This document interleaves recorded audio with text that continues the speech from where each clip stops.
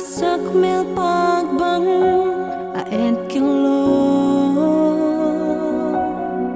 siang-ahau nunbang nuam Hihdah neilou thanuam khanglian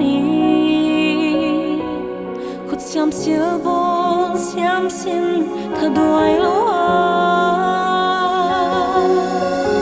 sakmel pakbang kilawm siang-ahau nunbang nuam Hihdah neilou thanuam khanglian Khutsiam Silbawl siamsin thaduailou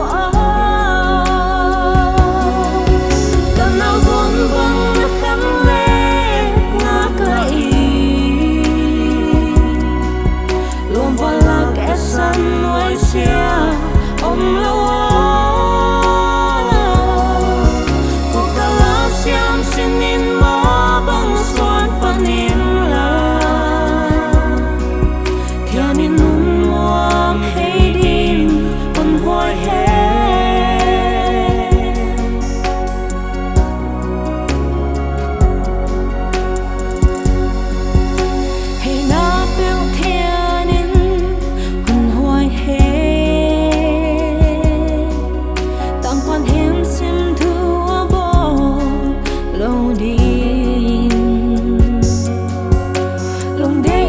Khutsiam kiết lâu khúc thoa glow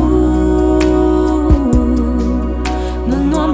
din Thian thu pa man pia he kanal dawnbang khanlet ngaklah Lawmvual etsan nuaisiah omlou siamsin mabang Thian nuam din hoi he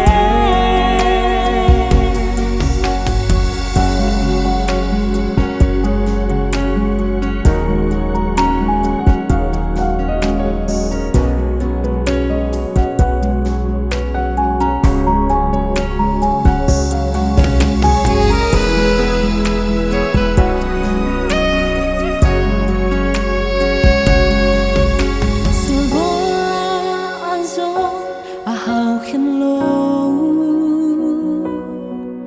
toal nhằm liang vai te san mai lâu Thian hoi na za tam te besonin hin khoa man phain pakbang hun lun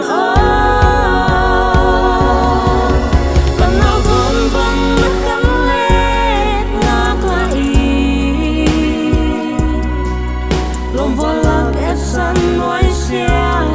omlou Kuhkal siamsin mabang